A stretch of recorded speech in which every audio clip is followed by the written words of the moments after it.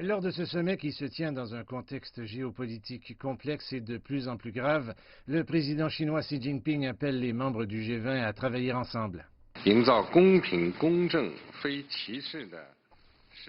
Nous devons encourager le mouvement de l'information, de la technologie et des ressources humaines pour protéger la chaîne industrielle mondiale, partager notre force et coopérer pour parvenir à une situation gagnant-gagnant. Nous ne devrions pas nous développer derrière des portes closes et nous ne pouvons pas intervenir sur les marchés.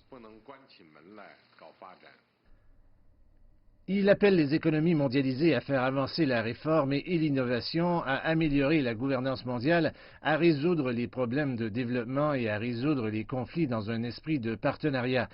Cela concordait également avec ses commentaires lors d'une réunion informelle avec les pays des BRICS plus tôt dans la journée.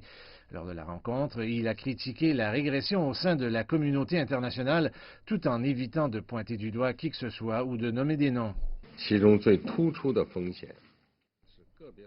L'un des risques les plus importants est que certains pays développés ont fréquemment pris des mesures protectionnistes et unilatérales, provoquant intentionnellement des frictions commerciales et des blocages technologiques, portant atteinte à l'ordre commercial international et à la chaîne industrielle mondiale. Il jette également une ombre sur le développement pacifique et stable du monde. Les dirigeants du monde, y compris l'hôte du sommet du G20, se sont fait l'écho de ces propos.